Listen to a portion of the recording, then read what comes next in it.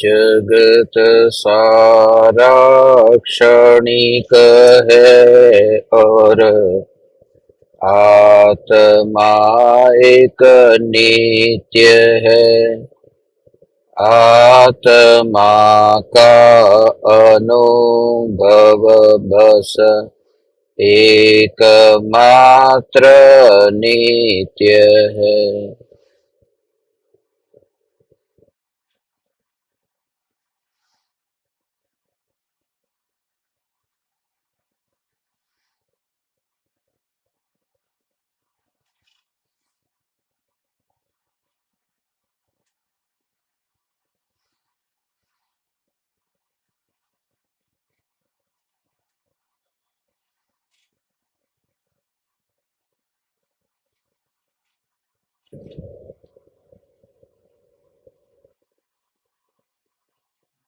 चैतन्य स्वभावी भगवान आत्मा अनादि अनंत शुद्ध चैतन्य मात्र है।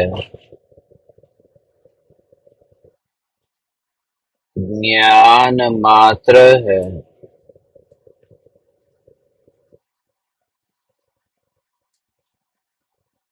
मैं शुद्ध चैतन्य मात्र, ज्ञान मात्र, भगवान आत्मा हूँ। प्रति समय यह जागृति बनी रहे। इस जागृति का नाम धर्म है।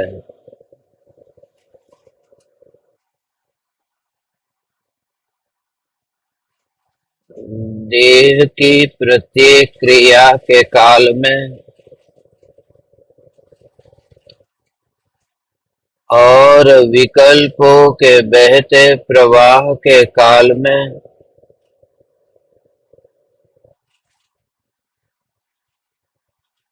ज्ञानी को प्रति समय यह जागृति रहती है कि मैं चैतन्य तत्व इस देह की किसी भी क्रिया में और विकल्पों के बहते प्रवाह में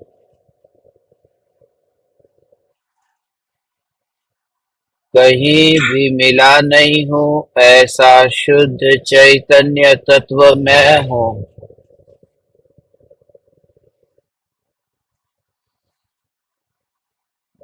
प्रति समय स्वयं की शुद्ध चैतन्य सत्ता का बोध आत्म जागृति ही धर्म है।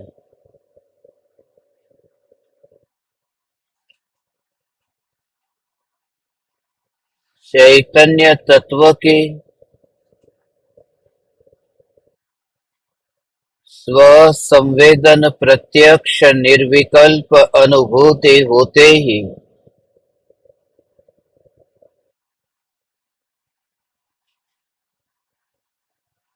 ऐसी यथार्थ श्रद्धा होती है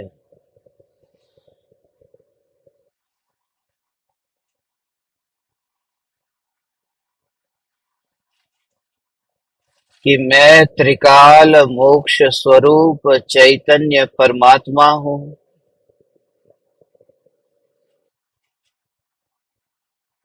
ज्ञान बंधा नहीं है और मैं ज्ञान मात्र हूँ, इसलिए मैं भी बंधा नहीं हूँ।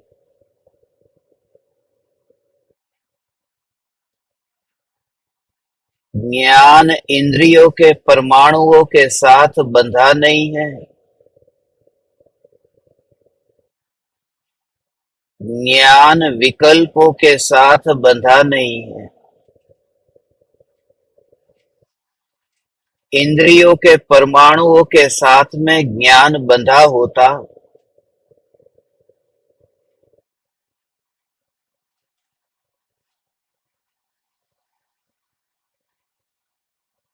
तो इंद्रियातीत होने पर ज्ञान का नाश हो जाता। विकल्पों के साथ ज्ञान बंधा होता तो विकल्प का अभाव होते ही ज्ञान का भी अभाव हो जाता। विकल्पों का अभाव होने का नाम अरिहंत अवस्था है।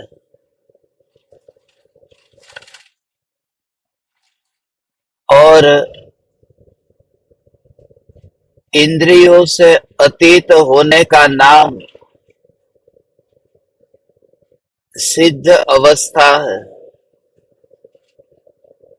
यदि ज्ञान इंद्रियों के साथ बंधा होता तो अरिहंत अवस्था और सिद्ध अवस्था में ज्ञान का नाश होता और मेरी सत्ता का ही नाश होता। इस प्रकार से निर्विकल्प अनुभूति होते ही ज्ञानी ज्ञान को मुक्त मानता है।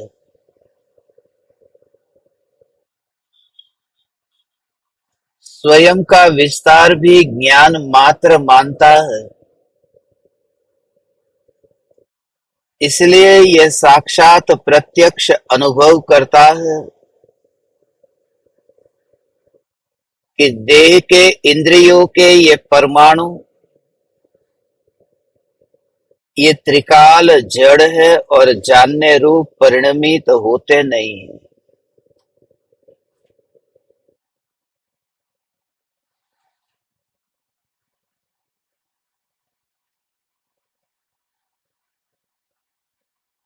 एक बार ऐसा ज्ञान स्वरूप का अनुभव होते ही स्वयं का कार्य स्वयं से होता है ऐसी यथार्थ प्रतीति होते ही अब देह के छूटने का भय नहीं रहता, क्योंकि अंतर में यह श्रद्धा हुई कि ऐसे ही भूतकाल में अनंत परमाणुओं का वियोग होने पर भी वर्तमान में जानना जानना जानना ये हो तो रहा है। ये जो वर्तमान में जानने की धारा बह रही है,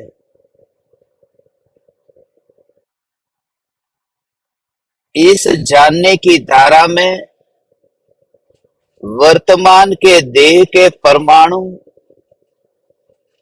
उसी प्रकार से कुछ करते नहीं है जैसे भूतकाल के देह के परमाणु वर्तमान में कुछ करते नहीं है। इस दशा का नाम ही देहातीत दशा है।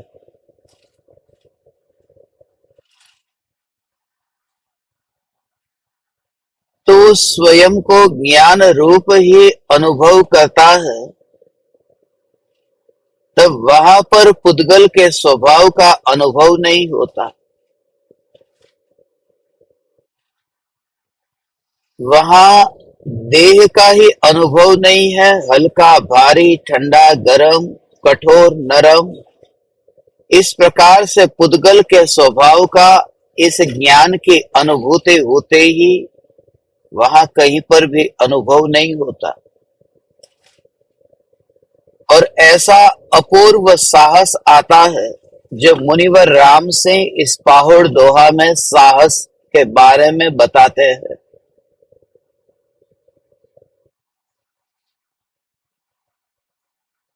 यह मार्ग साहसी का मार्ग है।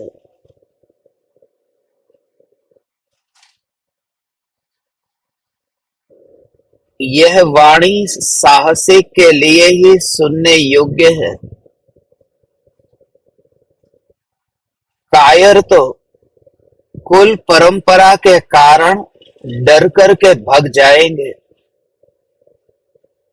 क्योंकि जब मुनिवर राम से ये कहते हैं कि आत्मा को पहचाना, फिर मैं किस जिनवर को जानू, किस जिनवर को वंदू,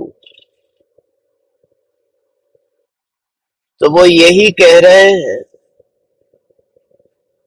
कि आत्मा की अनुभूति होते ही पर परमात्मा से भीख मांगने की वृत्ति ही छूट जाती है। ये बनिया वृत्ति छूट जाती है। अब जो जन्म से लेकर के इसी प्रकार से व्रत तप करता आया हो, देव दर्शन आदि किए बिना पानी भी न पीता हो, उस व्यक्ति के लिए ऐसी वाणी सुनना लोहे के चने चबाने जैसा है।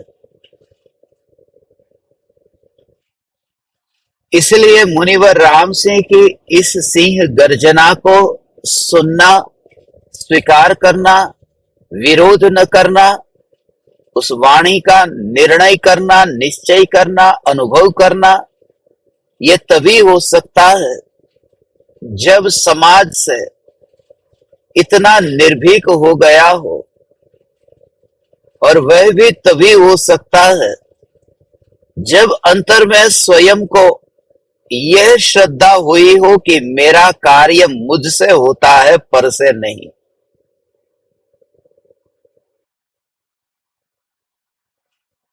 समाज का संबंध भी देह के साथ है। माता पिता, भाई बहन, पुत्र पुत्री, परिवारजन का संबंध भी देह के साथ है। मगर जब ये श्रद्धा हुई कि ज्ञान का जो जानना जानना जानना होता है, इसमें तो देह है ही नहीं, तो देह की गुलामी क्यों?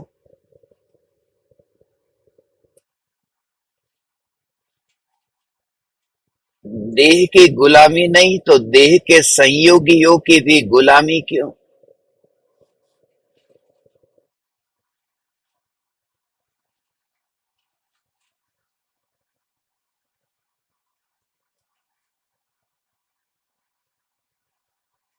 इसलिए मुनिवर राम से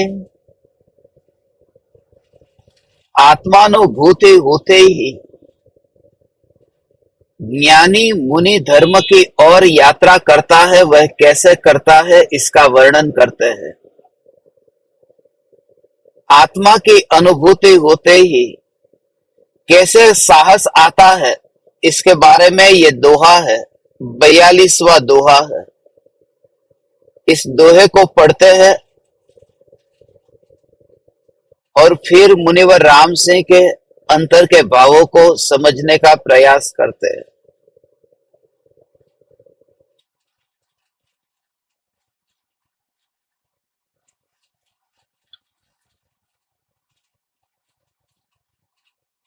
दोहा है 42वां।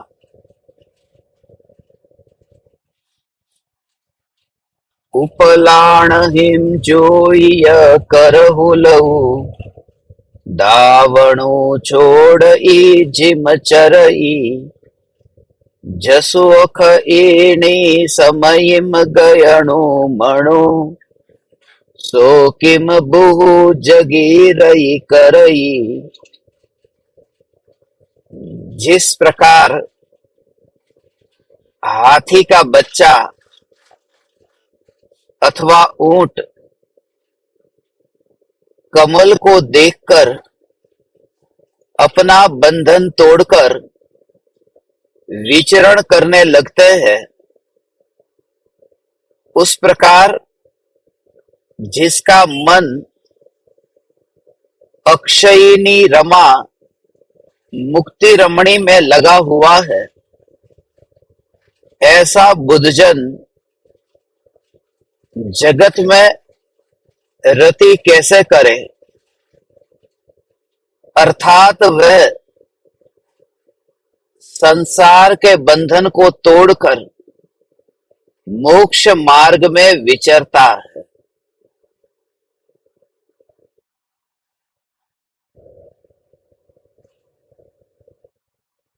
यहां दृष्टांत दिया है हाथी के बच्चे का या ऊंट का, कि जो कमल के फूल को देख करके उसकी ओर इतना आकर्षित होता है कि बंधन को भी तोड़ देता है। वह शक्ति कहां से आती है? वह शक्ति एक साहस से और कमल के प्रति इतना जो राग है, उस राग के कारण ये शक्ति सहज ही बाहर व्यक्त होती है। चैतन्य सत्ता की रुचि इतनी होने पर अब उसके लिए ये सब बाहर के बंधन, ये बंधन को तोड़ना इतना कठिन नहीं लगता। जैसे कहा कि हीरे को सामने देखा हो तो फिर हाथ में पकड़े हुए पत्थर के इन कंकड़ों को छोड़ने में तकलीफ नहीं होगी। और हम इतने समझदार हैं, हम इतने होशियार हैं कि सच्चा निर्णय लोक में अच्छी तरह से कर लेते हैं। क्या मेरे लिए अच्छा है, क्या मेरे लिए बुरा है। बाजार में भी कोई वस्तु खरीदने जाते हैं तो वहां अपनी बुद्धि को लगाते हैं कि कौन सी वस्तु अच्छी है, कौन सी वस्तु ज्यादा टिकेगी, कौन सी वस्तु सस्ती है, कौन सी वस्तु की कितनी गारंटी वारंटी है। ये सब बुद्धि लगाते हैं वहां पर। तो प्रत्येक अज्ञानी में भी इस प्रकार की बुद्धि तो है, वह भेद तो जानता है। जिस तरह से बाहर के जगत में वो भेद जानता है और समझ का उपयोग करता है, उसी प्रकार से भीतर में चैतन्य तत्व के लिए भी उसके अंदर में साहस, समझ और शक्ति है। समय आने पर वह शक्ति व्यक्त होती है।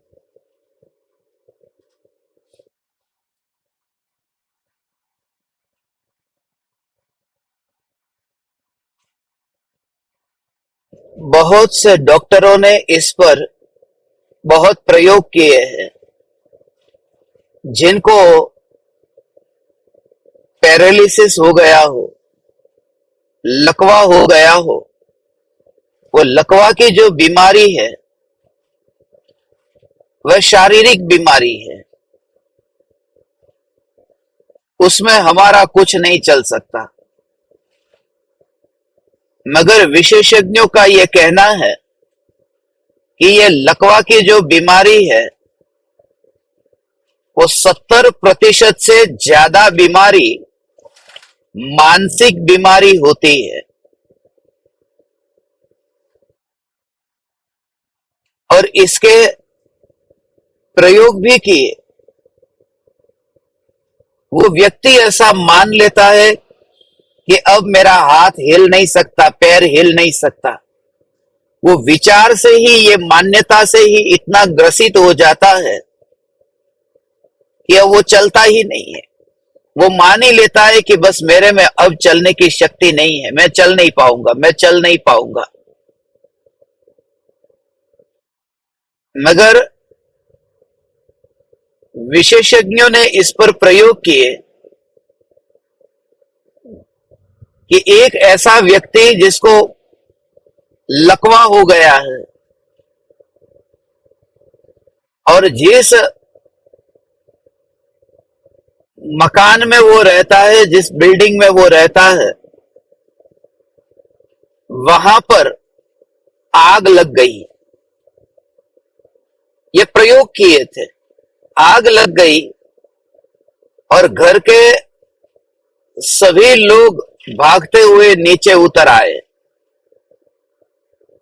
मगर तब जाकर के सभी को याद आई कि हमारा परिवारजन वह तो ऊपर ही रह गया है।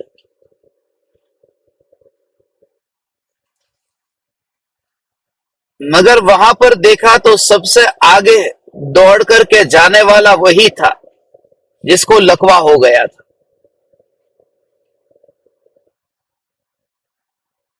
वो शक्ति उसके पास कहां से आई? आग लगती हुई देख करके वो भागा है। मगर जैसे ही परिवारजनों ने उसको भागता हुआ देखा और उसको कहा कि अरे तुम चल पाते हो, कि उधर ही वो वहीं पर ही लेट गया कि नहीं नहीं नहीं, मैं नहीं चल सकता। फिर उसके दिमाग में वही बात डाल दी गई कि तुम तो वह हो जो चल नहीं सकते। इसी प्रकार से हमारे जीवन में ये सब बीमारियां मानसिक बीमारी है। डॉक्टर तो कहते हैं कि जितनी भी शारीरिक बीमारी है उनमें से ज्यादा अधिक से अधिक बीमारी तो मानसिक बीमारी के कारण पैदा होने वाली बीमारी है। ये बात मैं आपको इसलिए बता रहा हूं कि जब सामने आग को कोई देखता है तो वो शक्ति कहां से आ जाती है? भागने की शक्ति, वो बंधन को तोड़ देता है। ऐसे ही जब अंतर में चैतन्य चैतन्य चैतन्य की मस्ती प्रकट होती है तब संसार के कारागृह को वह तोड़ देता है, वह कर्मों की हथकड़ियों को तोड़ देता है और वह वन विहारी मुनि होकर के वन में विचरण करता है। इसलिए तो मुनिवर राम सिंह इस दोहे में साहस के बारे में बताते हैं। परम कृपालु देव ने भी इसकी भावना पाई कि तू इतना पुरुषार्थ कर, तू आज जो ये मानता है तेरा इकलौता बेटा है और वो बेटा मर गया, तू रोता है तड़पता है कि मैं बेटे के बिना अब जीऊंगा कैसे। मगर तू खुद ही विचार कर कि जब बेटे का जन्म नहीं हुआ था तब तू इतने सालों तक तू जिया या नहीं जिया? जब तक शादी नहीं हुई तब तक बचपन पूरा तूने उस बेटे के बिना बिताया था या नहीं? ये तेरा भ्रम है कि बेटा नहीं रहा तो मैं कैसे जीऊंगा। ऐसे ही जब मुनि धर्म अंगीकार करेगा तब यहाँ के जो भी रिश्तेदार परिवारजन मित्र वे यहाँ पर नहीं रहेंगे, वन में नहीं रहेंगे, तो उनके बिना तो क्या करेगा? कुछ नहीं, तेरा कोई कार्य अटकने वाला नहीं है। ऐसा अंतर में दृढ़ निश्चय करके इस मोक्ष मार्ग में यात्रा प्रारंभ कर।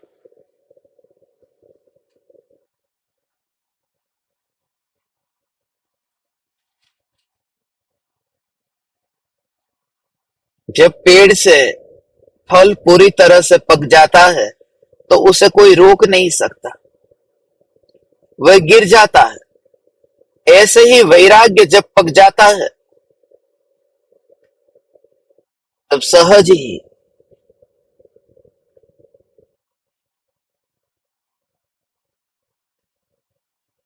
अंदर में वह शक्ति जो थी वह व्यक्त होती है और मुनि धर्म अंगीकार करता है। कैसे भी करके किसी भी प्रकार से, अब दीपावली का समय है, बहुत से लोगों के पास में रुपये नहीं है कि बच्चों के लिए नए कपड़े खरीदे, मिठाई खरीदे,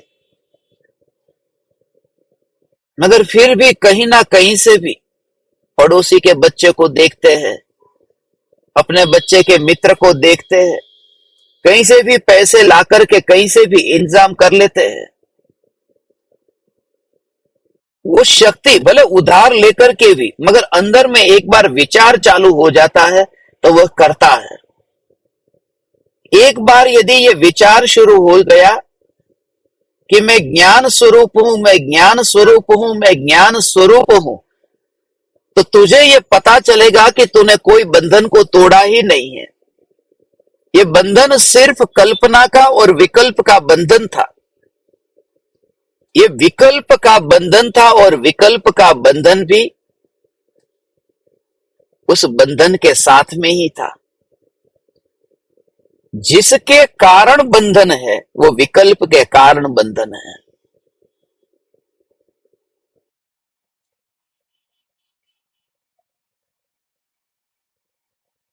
और जिस विकल्प के कारण बंधन है उस विकल्प के साथ ही जिसका बंधन नहीं है, ऐसा जो ज्ञान स्वरूप भगवान आत्मा है, यही मैं हूं। जीवन में कितनी भी प्रतिकूल परिस्थिति आए, मगर साहस न छोड़ना, हिम्मत न छोड़ना, अंतर का बल और स्वयं की शक्ति पर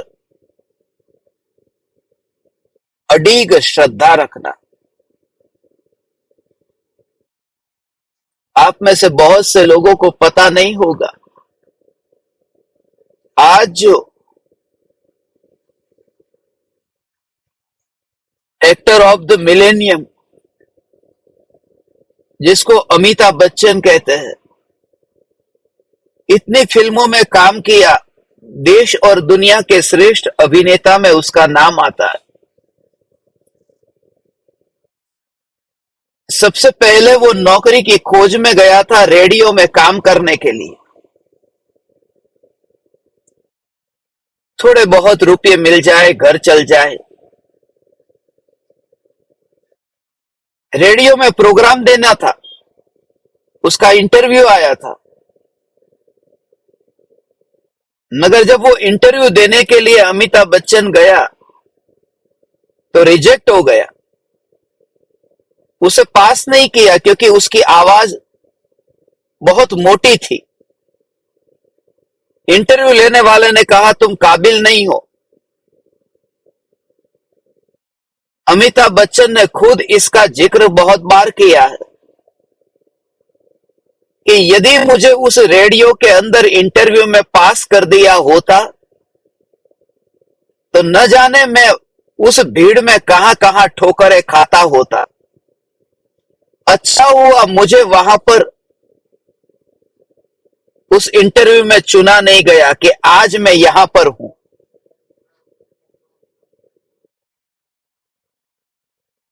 इससे हमें यह बोध मिलता है कि जीवन में कभी भी तुम निष्फल भी हो जाओ तो निराश मत होना, क्योंकि प्रकृति की व्यवस्था तुम्हारे लिए आगे बेहतर है।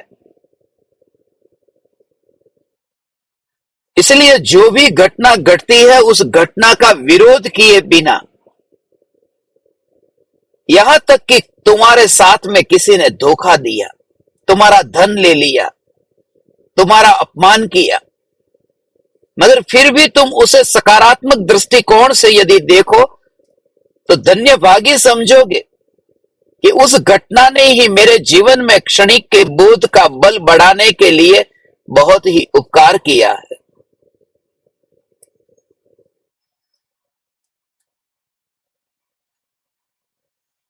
यदि मित्र धोखा नहीं देता तो जिंदगी भर में यही मानता रहता कि मित्र तो मित्र ही होता है, संसार में तो एक मित्र ही सार है।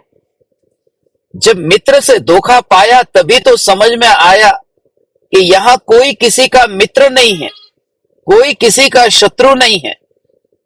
मैं ही स्वयं का मित्र हूं और मैं ही स्वयं का शत्रु हूं। मैं स्वयं को पहचान लूं तो मैं ही स्वयं का मित्र हूं, और मैं स्वयं को न पहचानूं तो मैं ही स्वयं का शत्रु हूं। यहां कोई पराया मेरा मित्र भी नहीं है और मेरा शत्रु भी नहीं है। ऐसा साहस कि कोई पराया मेरे लिए कुछ भी करता नहीं है, न हित करता है न अहित करता है।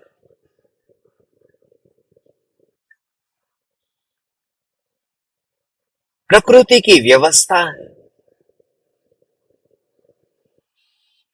बहुत से लोगों ने मुझे कहा कि सुनामी के दौरान जब इंडोनेशिया में आपके जो साधक थे उनको लेकर के आप बांदाचे से साबांग गए होते तो वे बच जाते, और आप अकेले गए, वो वहीं पर ही छूट गए बांदाचे में और कोई नहीं बचा। या फिर आप भी वहां पर रुक जाते,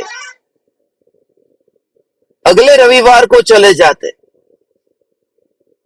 मगर प्रकृति की जो व्यवस्था है, मुझे तो यही विचार आता है कि संपूर्ण पृथ्वी पर यह वितरागी परमात्मा की वाणी भविष्य में पहुंचनी थी तो सहज ही प्रकृति की व्यवस्था भी ऐसे ही होगी कि उस समय मुझे ही भाव आएगा कि मैं अकेला बांदाचे से साबांग जाऊं।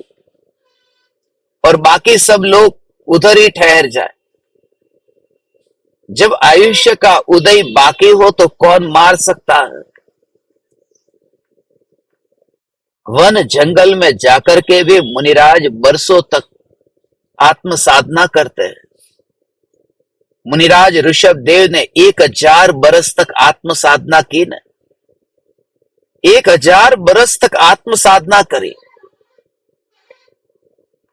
हमें तो अपने घर में बैठे हैं और कभी सांप ने डस लिया, बिच्छू ने डस लिया, हो सकता है।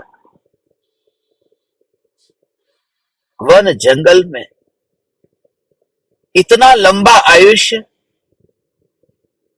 मगर वह बात तो बहुत पुरानी है। आचार्य कुंद की बात करो, वह तो अभी अभी हुए ना, 2000 साल पहले हुए। मुनिराज ऋषभ देव की तुलना में तो अभी अभी हुए। 11 वर्ष की उम्र में ही मुनि धर्म अंगीकार किया और 96 वर्ष 10 महीने और 15 दिन, इतना लंबा आयुष्य। ऐसा ही समझो कि करीब करीब 85 साल तो वन जंगल में ही बिताए। कभी सांप ने डसा नहीं, कभी कोई प्राणियों ने प्रहार नहीं किया, कभी ऐसी कोई बीमारी नहीं आई। उन्हें आहार देने वाले कौन मिले? हम इतने भयभीत हैं, कल क्या होगा? मैं जंगल में अकेला रहूंगा तो क्या होगा? मृत्यु आनी है तो घर में बैठ कर के सिंहासन पर बैठा हो राजा राजमहल में, और वहीं पर ही हृदय की धड़कनें बंद हो जाती है। थोड़े दिन पहले ही देखा न, 15,000 करोड़ का मालिक मुंबई में पानी पानी करते हुए पेडर रोड पर मर गया। गाड़ी में पानी भी नहीं था। जसलोक हॉस्पिटल के पास में ही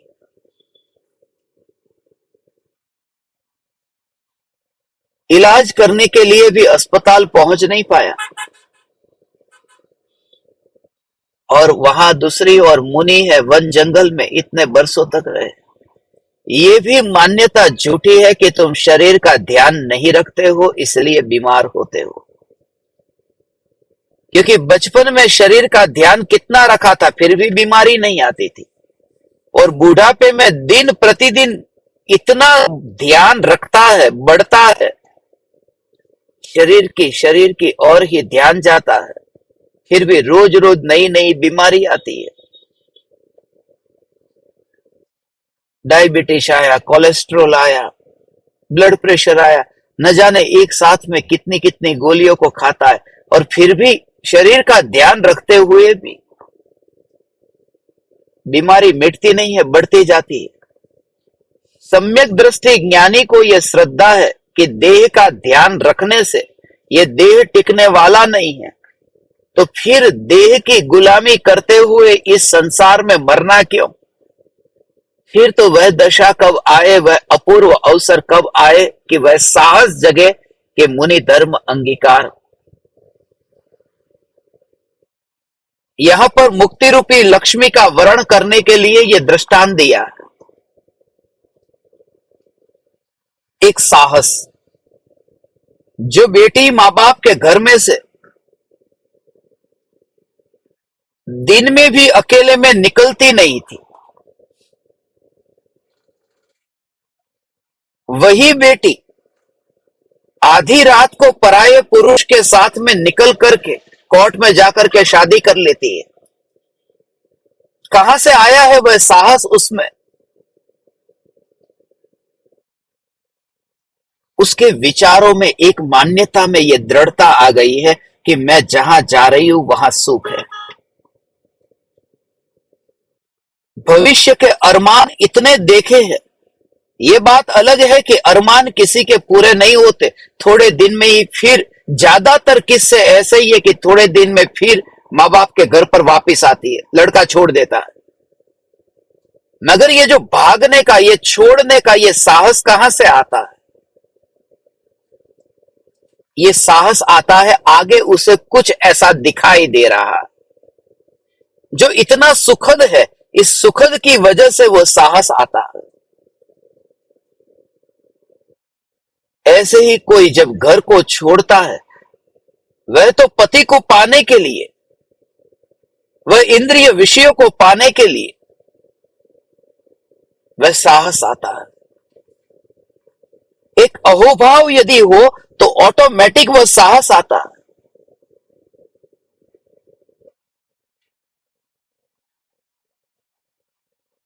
सत्संग के लिए दोपहर में 1:42 पर आपको बुलाया, तो भी आपको ठीक समय नहीं लगता। मगर एयर इंडिया की फ्लाइट होगी कि अमेरिका जाना है, रात को 1:42 पर है, तो भी लगता है कि ठीक है, समय पर है। ये साहस कहां से आता है? ये समर्पण कहां से आता है? एक अहोभाव है कि मुझे जहां जाना है उसका महिमा भाव इतना है कि दिन और रात का विचार नहीं आता, सब कुछ खर्च करता है।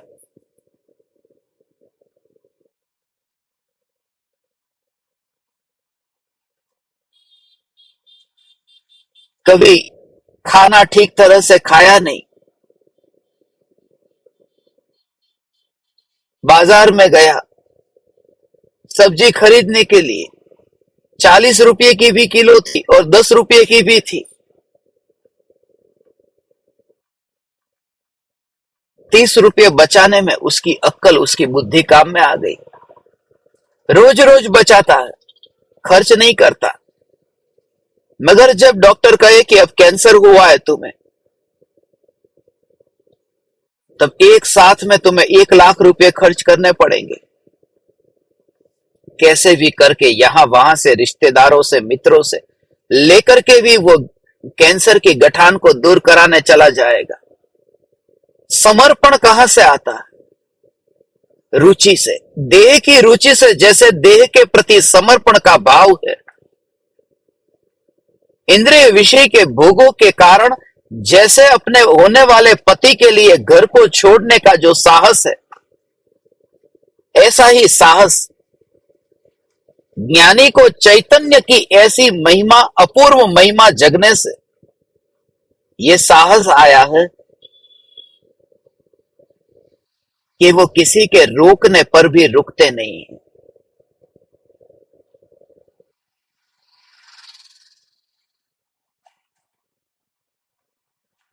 भक्तामर स्तोत्र में ये दृष्टांत दिया है ना,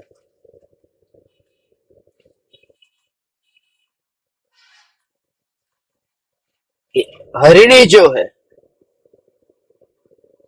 जब उसके बच्चे पर शेर प्रहार करता है तो हिरणी उस बच्चे को बचाने के लिए जाती है।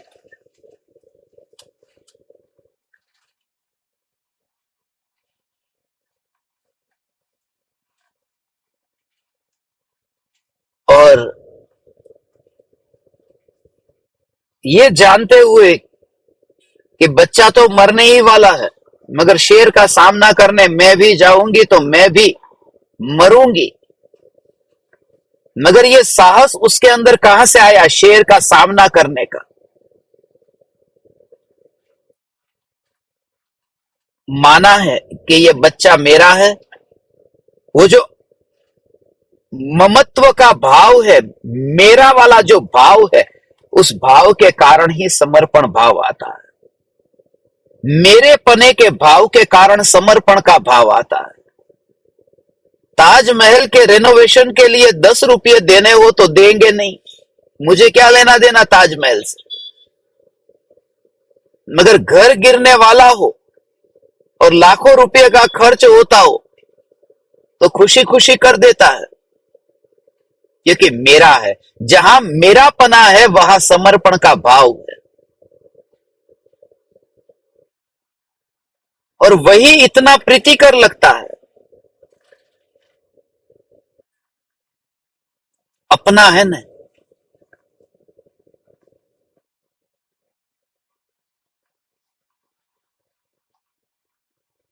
पड़ोसी के बेटे को पढ़ाई में रिजल्ट आया 90%, अपने बेटे को आया 50%, तो भी वो 50 ज्यादा अच्छा लगता है, मेरा बेटा ही। कभी भी लड़ाई झगड़ा होता है, इतना जान करके भी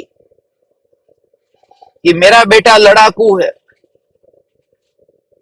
फिर भी वो माँ उस पड़ोसी के साथ में झगड़ा करने चली जाती है कि नहीं, मेरा बेटा तो ऐसा कभी हो ही नहीं सकता। सास भी यही तो करती है, अपने बेटे में कितनी भी भूल हो तो भी मेरे बेटे में भूल नहीं हो सकती, वो बहू में ही कुछ न कुछ गड़बड़ है। मेरा बेटा तो बहुत अच्छा है। मुझे ऐसी एक भी सास आज तक नहीं मिली जो अपनी बहू की तारीफ करती हो और अपने बेटे की निंदा करती हो।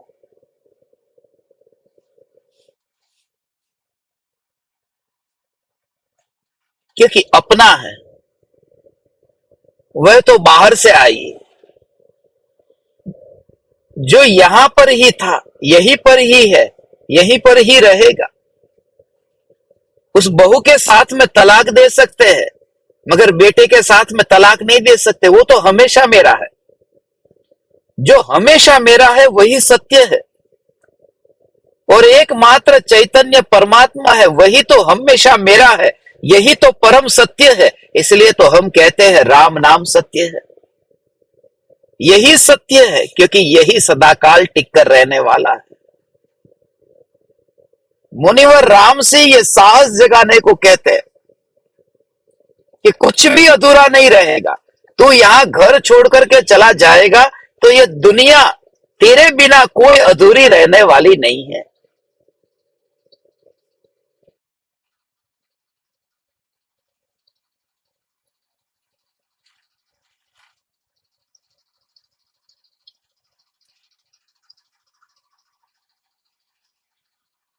ये संसार कौन चलाएगा?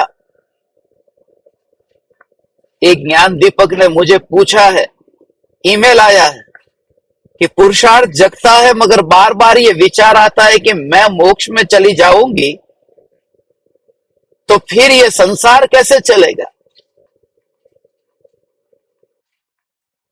तुम मोक्ष में चली जाओगी तो भी संसार चलेगा, क्योंकि जिस दिन तुम मोक्ष में जाओगी उस दिन एक निगोदिया बाहर निकलेगा संसार चलाने के लिए।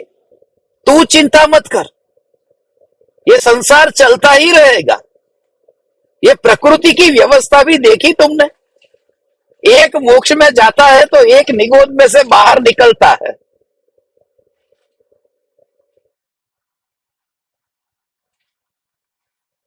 इसलिए निराश होने की जरूरत नहीं है। तू साहस जगा। सच ये है कि तुझे अंदर से अहोभाव जगा नहीं है। अहोभाव जगता तो तू वन जंगल में होता, तू स्मशान में होता। अभी स्मशान की सभी ज्ञान दीपकों को तैयारी करनी है।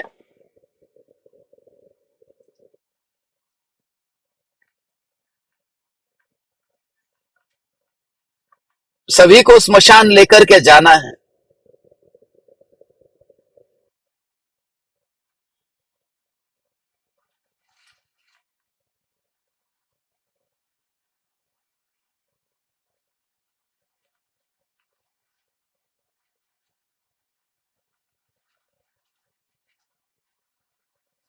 मेरे बिना ये दुनिया चलेगी नहीं, ऐसा नहीं। न दुनिया के कारण मेरा कोई कार्य होता है, न मेरे कारण दुनिया का कोई कार्य होता है, मगर फिर भी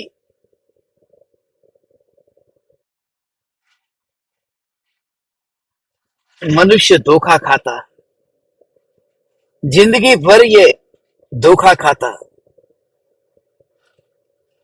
और उसमें भी उसको मजा आता है।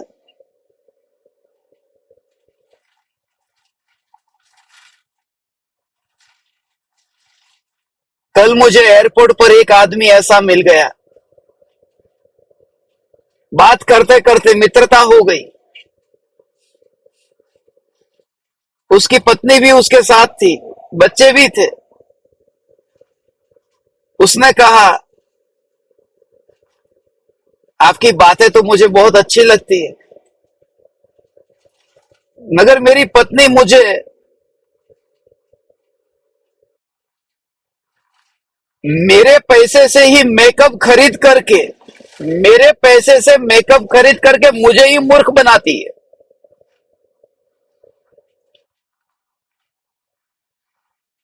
इसका मैं क्या करूं? मैंने कहा, वो मूर्ख बना नहीं रही, तुझे मूर्ख बनने में मजा आता है।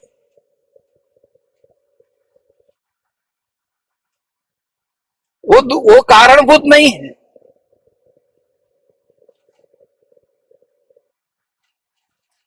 फिर भी तू चिंता मत कर। तू तो क्या करूं? वो बोला, मैं जंगल में चला जाऊं? नहीं नहीं, उसे बोल देना बस खाली कि तुम बहुत सुंदर लगती हो, बस। क्योंकि मजबूरी में बोला गया झूठ तो भगवान भी माफ कर देता है।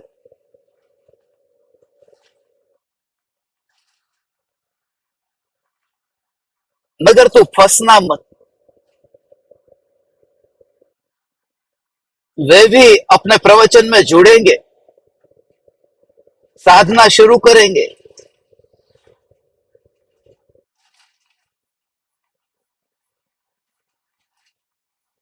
लोग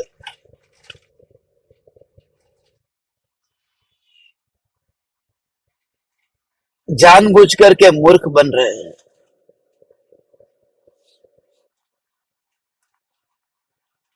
मुनिवर राम से ये कहते हैं कि जब वो हाथी के बच्चे ने फूल को देखा तो फूल की ओर वह दौड़ा, और जहां बंधन में बंधा था उसने बंधन को काट दिया। ये इसके लिए कि वो हाथी उस बंधन को तोड़ने के लिए किसी गुरु की खोज करता है। वो ऊंट उस बंधन को तोड़ने के लिए कि कोई गुरु मिल जाए, उसके बाद में मैं ये बंधन को तोड़ू। ये बात इसलिए कहता हूं क्योंकि मुनि धर्म अंगीकार करने के लिए यदि तुम्हें गुरु न भी मिले, तब भी तुम्हारे अंदर में जब साहस ऐसा होगा तो तुम मुनि धर्म अंगीकार कर लोगे।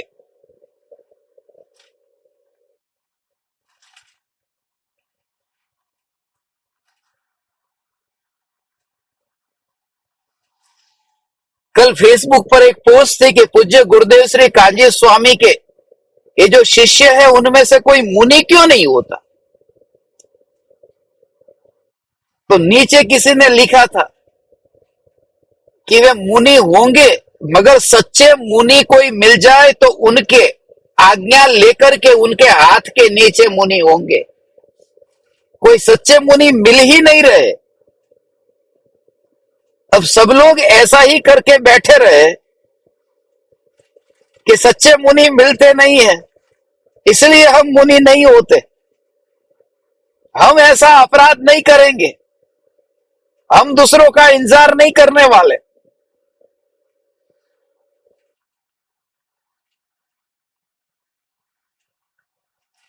हमारे कोई गुरु हो या न हो, हमारा तो बस सहजात्म स्वरूप परम गुरु।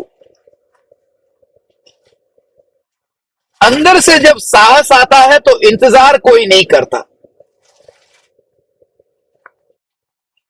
ये बात अलग है कि आगमों में मुनि धर्म अंगीकार करने के लिए संघ में जो नियम सब बताए हैं, ये सब सामान्य नियम है। नहीं तो राजा ऋषभदेव ही इंतजार करते रहते कि कोई मिल जाए मुनि, उसके बाद में मैं दीक्षा लूंगा। हम तो छोटा मोटा दृष्टांत लेते ही नहीं है, तीर्थंकर का दृष्टांत लेते हैं, क्योंकि मैं तीर्थंकर हूं। इसलिए किसी भी पराये से गुलाम बने बिना जब भी, हाँ मैं मुनि नहीं हूं इसलिए नहीं कि कोई दूसरे गुरु नहीं है, कोई संग नहीं है, कोई संयोग नहीं है, परिवारजनों की आज्ञा नहीं है, नहीं, अभी मेरे पुरुषार्थ की कमजोरी है और ये पुरुषार्थ के जोर से मुनि धर्म अंगीकार होगा। कम से कम इतना तो प्रामाणिक हो जाए। काल नीचा है, उत्तम योग नहीं है, शरीर में शक्ति नहीं है, ये सब बहाने एक और छोड़ करके पहला ये प्रामाणिक होकर के स्वीकार करें कि मेरी अंतर की परिणति में ऐसी निर्मलता प्रकट हुई नहीं है, इस वजह से मैं वितरागता के बिना मुनि हो कैसे। ये स्वीकार, ये प्रामाणिकता। और मैं समस्त परमात्माओं के सामने ये स्वीकार करता हूं, यह कि धर्म की शुरुआत यहां से ही होती है। माया, कपट, छल, इनसे मुक्त होकर के ही धर्म की शुरुआत होती है। हे ज्ञान दीपक, ये तुम्हारा आज का 42 नंबर का दोहा कैसा सहज योग आया है।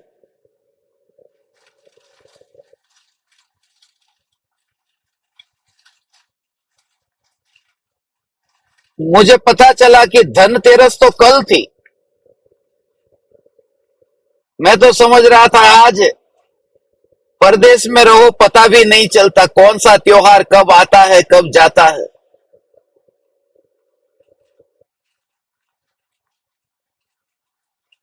मगर हमारे लिए तो रोज धनतेरस है। कोई आज मनाता है, कोई कल मनाता है। हमारे लिए तो जब भी ये दिव्य ध्वनि खिड़ती है वह दिन धन्य दिन है। और पिछले 42 दिनों से निरंतर धारा प्रवाह से ये वाणी खिर रही है। मैंने सोचा था कि अमेरिका में, कनाडा में, यूरोप में बहुत सी जगह थी कि जहां पर अनुकूलता नहीं मिलेगी, कहीं इंटरनेट नहीं मिलेगा, मगर सब जगह कैसी व्यवस्था हो गई।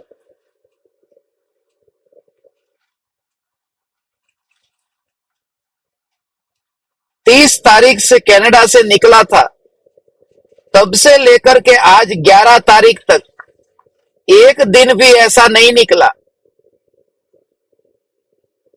कि पिछले 13 दिनों में कि जिस दिन फ्लाइट नहीं होगी।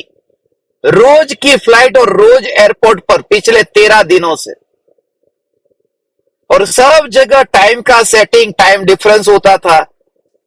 तुम्हारी दोपहर मेरी सुबह, तुम्हारी शाम मेरी सुबह, तुम्हारी रात मेरी सुबह, मेरी सुबह तुम्हारी रात, सब कैसा कैसा समय होता। मगर सब भावना थी। मेरा निश्चय इतना यदि दृढ़ हो तो सब कुछ हो सकता है। यह भी एक प्रकार की खोपड़ी है।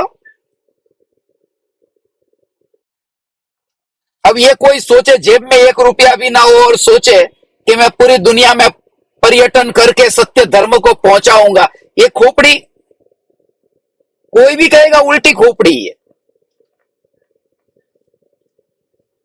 Crazy people create history, wise people normally read history. Crazy लोग ही इतिहास रचते हैं, समझदार लोग तो इतिहास पढ़ते हैं।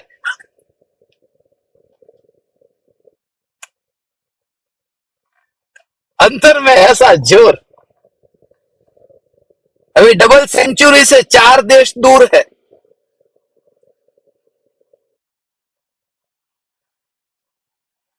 अभी भावना पाता हूं 200वां देश सोमालिया होगा। ना ना ना ना ना, डबल सेंचुरी पूरी करने दो, उसके बाद में सोमालिया जाना। मेरे को तो यही विचार चल रहा है 199 पूरा करके फिर 200वां जब देश होगा वो सोमालिया होगा। और एक बार भाव आया है तो देखना, अंदर से एक प्रकार का साहस साहस लाओ। ये बाहर के क्षेत्र का है, उसमें धर्म का उससे कोई संबंध नहीं है। मगर मैं ये कहता हूं कि जो साहस हमारा बाहर के क्षेत्र में है, वही साहस जब अंतर में आ जाता है,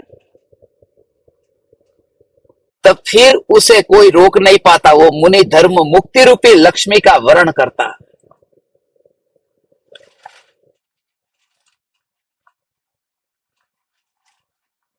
और अपने बल पर, अपने साहस से। आज मुझे अभी 1:42 पर आपको देखना ही था, आपके दर्शन करने ही थे। प्रकृति व्यवस्था करेगी आपको, सच कहता हूं। आप अंदर से भावना भाव, सिर्फ भावना भाव, आत्म भावना भावता केवल ज्ञान हो जाता है। तेरी भावना में कमी है, बेंसरी बेन कहते थे। एक बार भाव तो भाव।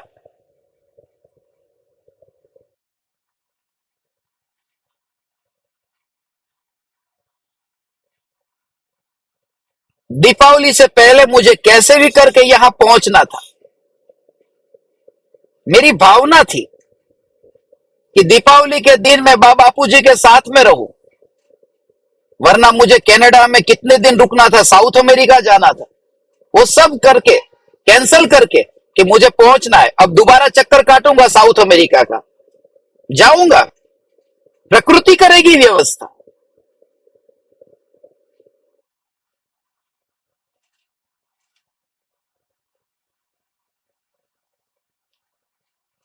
मगर ये बहाना नहीं कि मुझे अभी बाहर के सहयोग ठीक नहीं मिल रहे हैं, इसलिए मैं ये धर्म नहीं कर पाता हूं। ये बात झूठी है।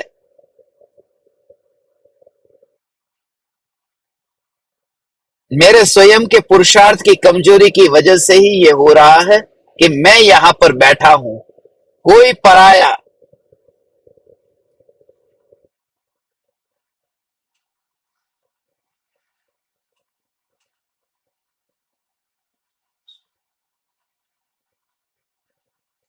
मुझे यहां बांध करके रखता नहीं है। मौका मिला है, पेन मिली है,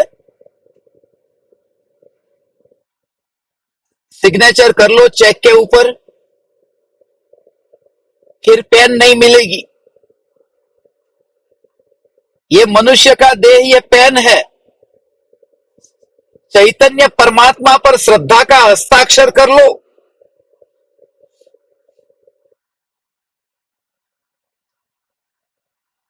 किसी से उधार लेते हैं ना, ऐसे बैंक में कहीं गए हो कहीं, तो कहते हैं आपके पास में पेन है, पेन ली थोड़ी देर के लिए, और फिर सामने वाले को लोग भी देते, ढक्कन अपने हाथ में रखते कि याद रहे वापस देना है पेन। मगर सामने वाला कहे कि पेन दो वापस, तब देनी पड़ती है ना।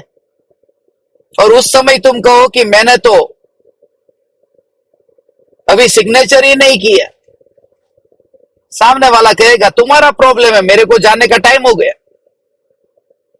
ऐसे ही प्रकृति कहती है कि मैंने तुम्हें ये मनुष्य देह के परमाणु दिए, 50 साल 70 साल ये दिए तुमको। अब ये परमाणु कहते हैं कि हमको जाने का समय हो गया। और मृत्यु की घड़ी पर आत्मा फिर कहता है कि अरे मैंने तो अभी आत्मा में श्रद्धा की मोहर लगाई नहीं, अभी मैंने इस देह के परमाणु का यथा योग्य उपयोग तो किया नहीं, अब मैं क्या करूं।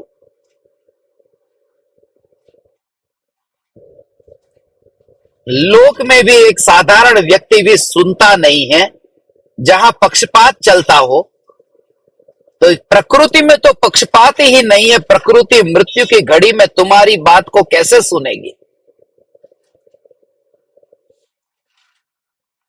इसलिए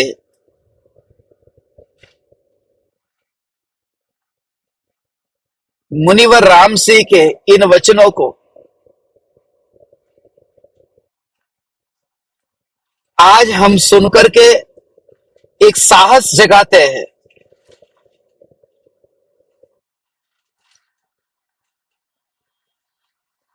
साहस सबसे पहले विचारों से शुरू होता है।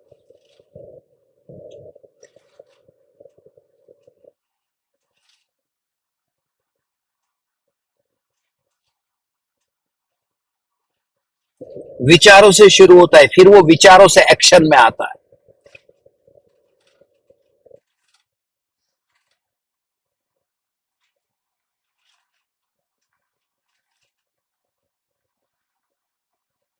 फिर कोई आधी रात को तुम्हें बंदूक यहां पर रख दे कि निकालो जितना माल है तुम्हारे पास में। उस समय यही भाव आया था रुवांडा का जो जॉन रिचमैन, जब वो मुझे मारने आया था, ले गोली मार दे तू।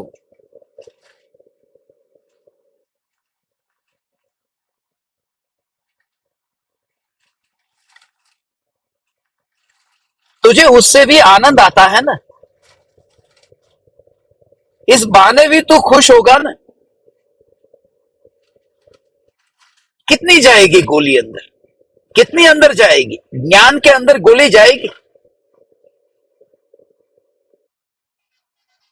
तुरंत ही उस शब्द से, उस घटना से, उन संयोगों से, उनकी रिवॉल्वर से, बंदूक से ऑटोमेटिक नाता टूट जाता है। तो ज्ञान ज्ञान ज्ञान ज्ञान करते ही इतना अंदर में दृढ़ होता है कि फिर प्रकृति की दृष्टि से देखेगा तो ऐसा कहेंगे कि तेरे में बहुत साहस आया। वास्तव में साहस नहीं, तू स्थित हो गया, तू स्थित प्रज्ञ हो गया।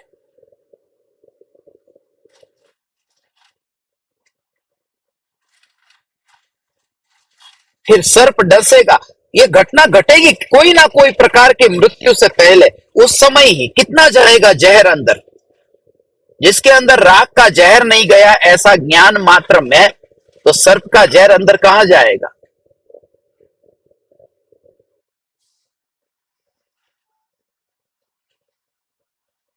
शेर खाने आएगा तो शेर के पेट में चला जाऊंगा, नहीं जाऊंगा शेर के पेट में, क्योंकि मैं चैतन्य परमात्मा इस मनुष्य देह के अंदर ही नहीं गया, तो शेर के अंदर कैसे जाऊंगा। अलग अलग दृष्टिकोण से विचार करके पुरुषार्थ जगा।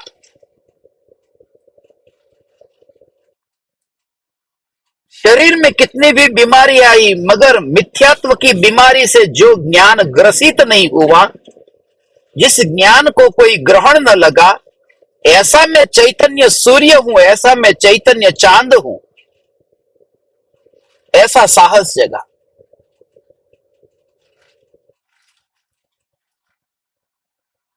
इस दिए में से धुआं कितना निकल रहा है तो निकलने दे। तेरा प्रयोजन है कि कमरे में वस्तु दिखाई दे ज्योति से, ज्योति जल रही है ना, धुएं को एक और रख।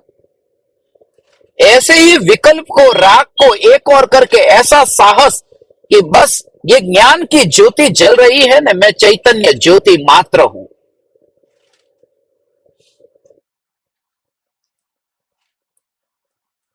शरीर की प्रत्येक स्थिति में बस अंदर में ही ये साहस, यही मस्ती, बस अंदर का जोर ऐसा कि बाहर की कोई भी क्रिया, तब तुम्हें समाज के नियम, तब तुम्हें बाहर से ये जितना भी है उस सबको एक और करना पड़ेगा। साहस। सब लोग शादी में गए और मैं न जाऊंगा तो क्या होगा, समाज का सुनना पड़ेगा। मगर मेरा मन भी इतना सत्संग में, स्वाध्याय में लग रहा है ना, तो छोड़ तू उसे। समाज छूट जाएगा ना, उसके लिए तो ये सुन रहा है तू।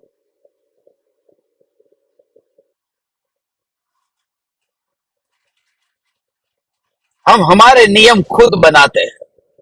लोग कहते हैं प्रवचन जब देना हो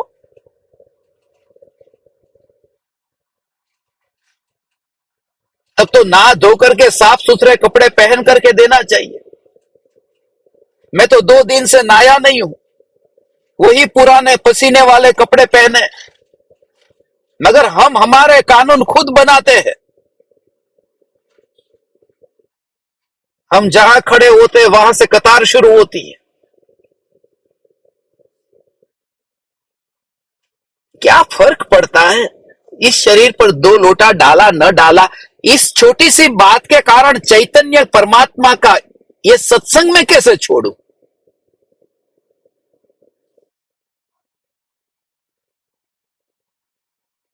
मगर तुम्हारे सामने बिना नहाया धोया बैठूंगा, तुम्हें सब पता है मेरे बारे में, छुपाने जैसा क्या है?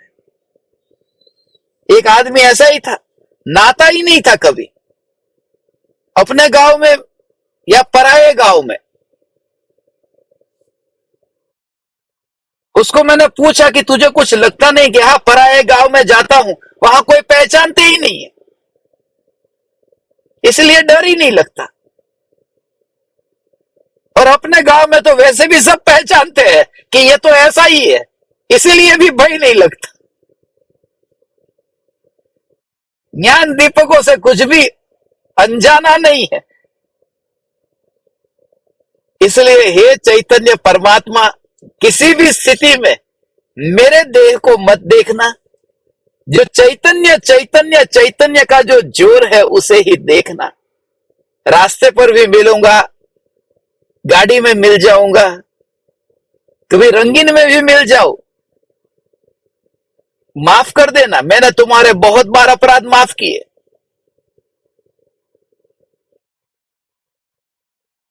मगर चैतन्य की जो पुकार है उसे हम न छोड़ेंगे। और भावना बातें है आगामी 180 दिनों में यही धारा हमारे सत्संग की निरंतर चलती रहे। आज शाम को 7:42 पर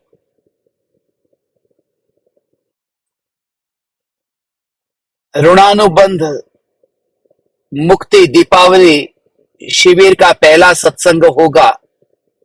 जूम पर ही लाइव होगा और साथ साथ में यूट्यूब पर भी लाइव होगा।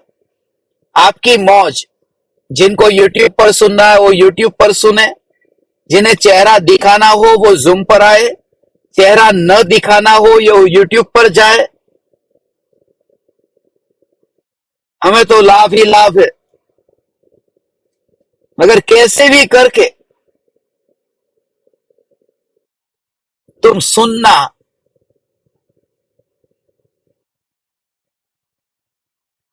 और हैप्पी दीपावली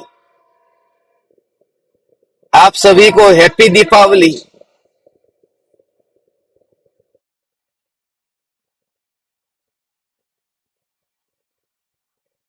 इसका राज मैं आज शाम को खोलूंगा। आपको भी पता है मेरी हैप्पी दिवाली खाली इतनी सस्ती नहीं होती है कि बोला और हैप्पी दिवाली हो गई।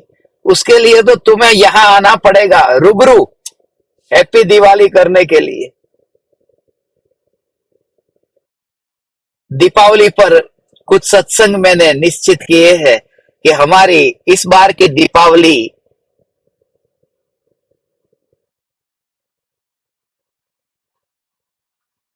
अपूर्व दीपावली हो और ऋणानुबंध से मुक्ति के संबंध में प्रतिदिन 2 सत्संग तो रखे हैं। अब आपको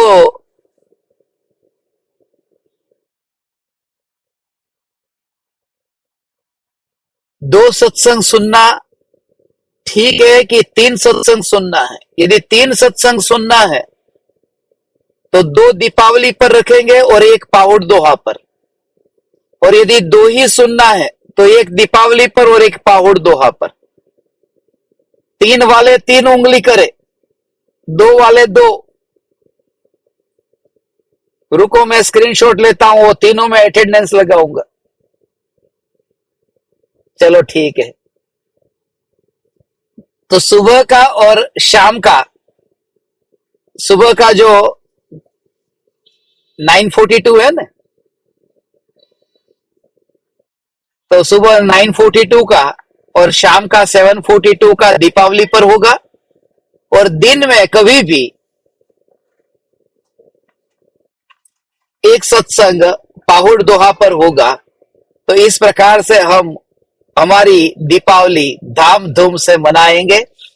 आप सभी को मेरे हृदय के अंतःकरण से प्रणाम करता हूं और आप भी उस तैयारी में रहना, दीपावली को जोरदार अपूर्व दीपावली सेलिब्रेट करेंगे। Happy Deepavali, happy Deepavali, happy Deepavali. प्रणाम। चैतन्य चैतन्य चैतन्य।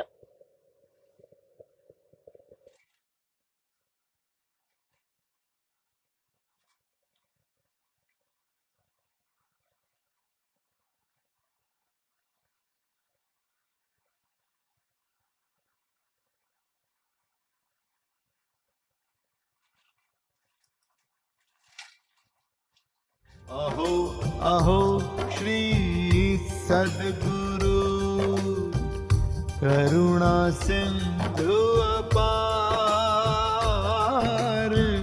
इस पामर पर प्रभु किया अहो अहो उपकार, अहो अहो उपकार। देह सहित जिनकी दशा वरते देहातीत, उन ज्ञानी के चरण